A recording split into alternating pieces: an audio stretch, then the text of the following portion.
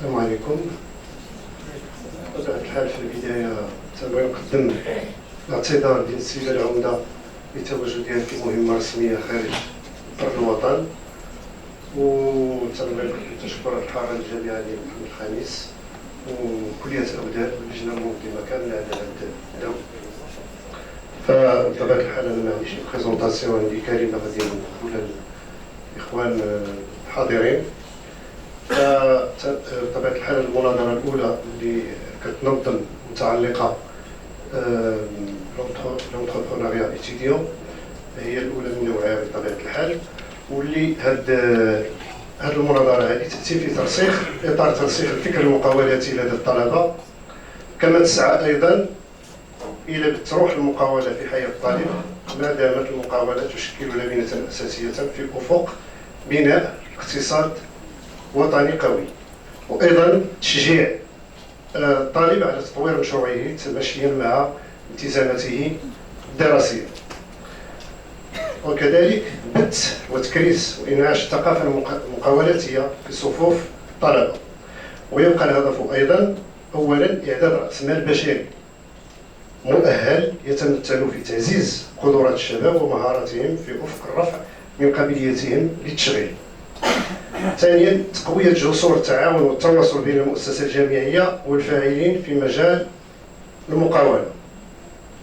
فترسيخ روح المقاولة لا تعني فقط الجامعة، بل تعني أن تكون مشروعا، وذلك لكون خيرات الشباب يشكل دعامة أساسية وإحدى الركائز الفاعلة لتنمية البلاد. فالاهتمام بالمقاولة عموما وفكر المقاولات للطلبة يدخل في صميم الاختصاصات المتعلقة بالسياسات العمومية للحكومة، البوليتيك بيبليك. هذه السياسات العمومية لا يمكن تنزيلها إلا في إطار السياسات العمومية الترابية، البوليتيك بيبليك تيريتوريال. وحينما نتكلم عن السياسات العمومية الترابية c'est-à-dire البوليتيك بيبليك تيريتوريال، on est en face de trois entités. حنا كنكونوا أمام ثلاث مكونات اللي هي مجالس الجهات، مجالس العمالات والأقاليم، ومجالس الجامعات.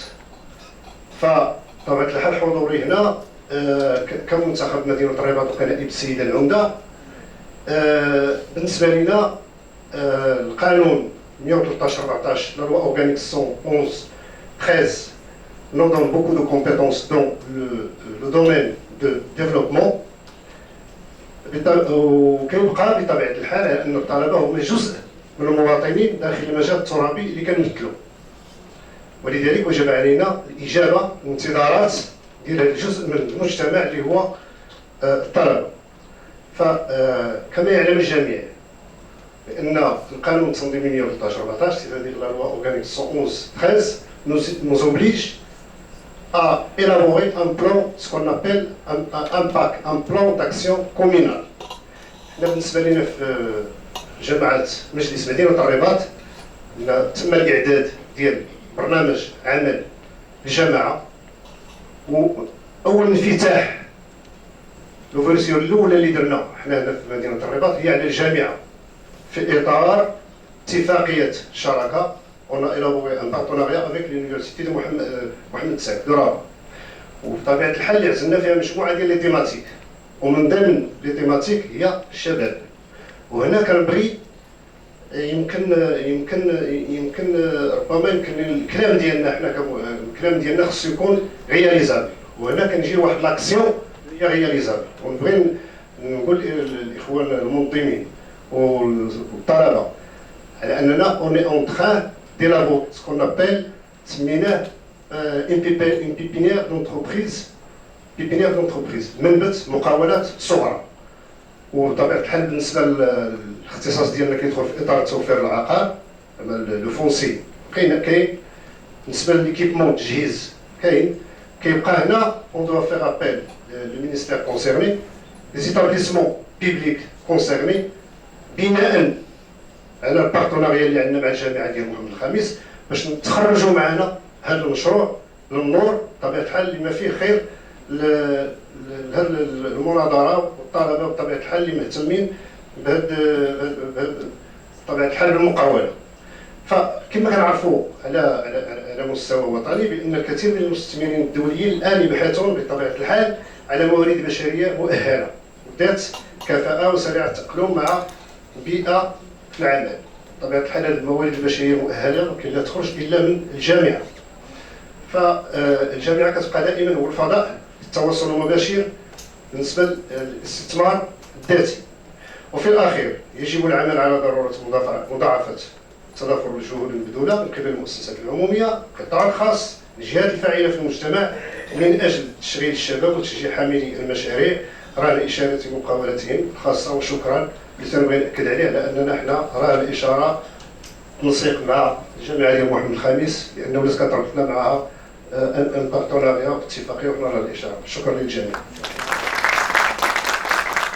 Merci beaucoup aux représentants de Madame le maire. Donc, vous voyez, tout l'environnement est favorable pour accompagner nos étudiants. Donc, des pépinières sont en train de se mettre en place pratiquement dans la majorité des villes pour accompagner les universités à repenser à la création de l'entrepreneuriat depuis le parcours universitaire. Donc, sans trop tarder, je donne la parole à M. Bassi, notre chef de département de sciences économiques. Je vous remercie pour votre patience. À vous la parole.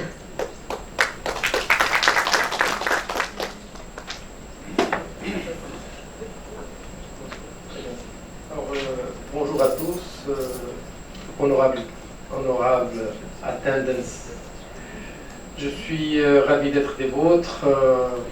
Sans aucun doute, c'est une initiative très louable qui a été prise par nos collègues de différents départements respectifs, aussi bien gestion éco.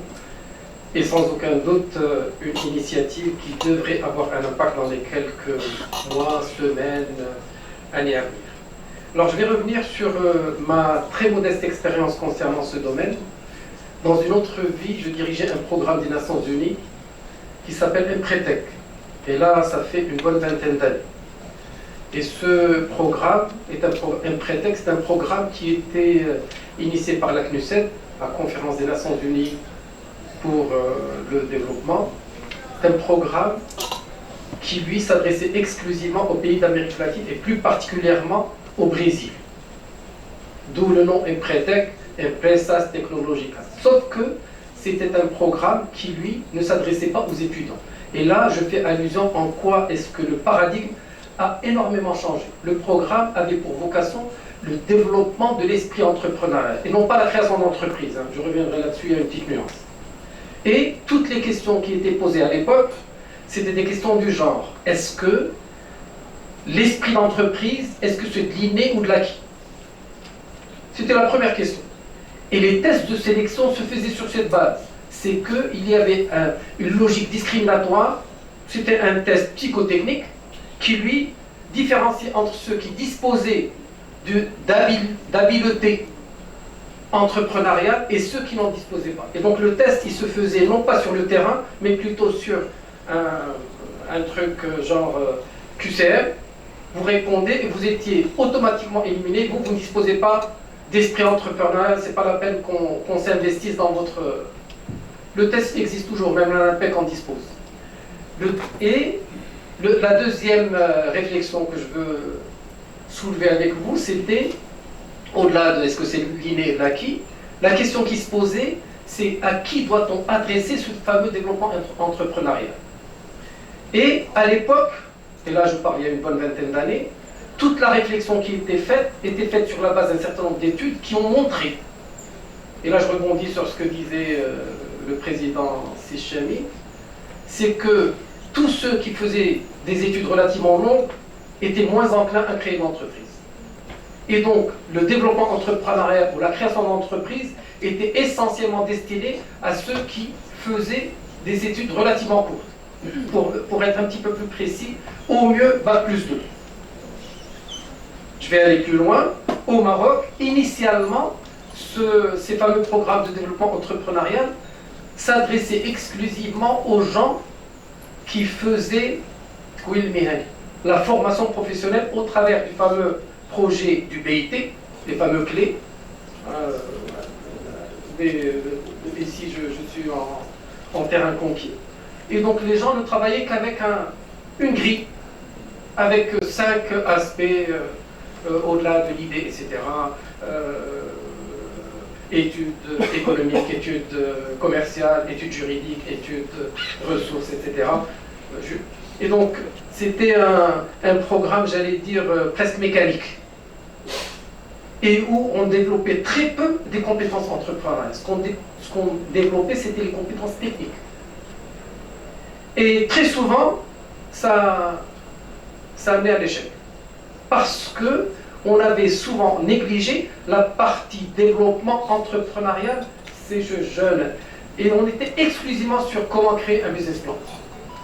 Et le business plan, à la limite, ça peut se faire sans trop de difficulté. Là, encore une fois, je m'adresse à des bac moins quelque chose, bac plus 1, bac plus 2. Et ça se faisait de façon mécanique. Et on ressortait très rapidement avec des situations d'échec. Alors, entre-temps, vous convenez que là, je suis en train de parler d'une expérience il y a quelques années de cela. Les paradigmes ont énormément changé. Ma certitude aujourd'hui, et votre présence en atteste, c'est que c'est pas de l'idée. Il y a une partie peut-être qui est innée, mais une bonne partie, c'est de l'acquis. Alors, comment faire en sorte qu'on puisse instiller le développement entrepreneurial chez un jeune?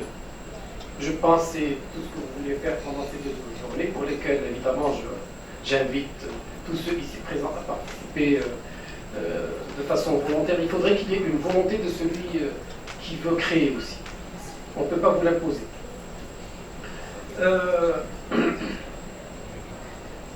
Dans la réflexion qui a été menée par ceux qui m'ont précédé, au risque d'être redondant dans certains éléments, sans aucun doute, Sichami a fait un diagnostic sans appel de la situation telle qu'elle se présente. On est sur une situation qui est relativement délicate. On ne profite certainement pas du dividende démographique. La preuve en est, c'est que le taux de chômage chez les jeunes il est relativement élevé, etc. Et donc nous avons un souci majeur.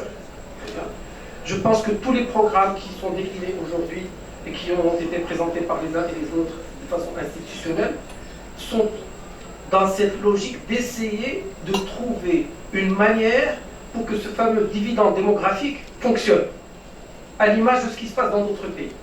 C'est-à-dire qu'il faut trouver une solution. Le dividende démographique, il est là, sauf qu'il ne fonctionne pas très bien chez nous. Et là, nous avons un certain nombre de programmes qui ont été mis en place, tant mieux par un certain nombre d'institutions, sauf que le bémol, et comme ça a été déjà dit, c'est que tous ces programmes ne peuvent pas fonctionner s'il n'y a pas un écosystème favorable au développement entrepreneurial. C'est-à-dire, ça va être des petits programmes à droite, à gauche, sachant que tout ce que nous sommes en train de développer doit être transversal. Et là, quand je dis transversal, toute institution confondue. La fiscalité, l'université, tous les domaines. Et donc, la création de cet écosystème, c'est aujourd'hui peut-être notre cheval de bataille. Il va falloir qu'on agisse sur cet écosystème. Alors, sans trop tarder, j'ai une autre manifestation, mes collègues le savent, qui démarre à 12h30, pratiquement, à laquelle vous êtes tous invités. Vous êtes invités, mais alors là, open doors. Voilà, donc je vous remercie et bonne continuation. Merci, Monsieur Latassi.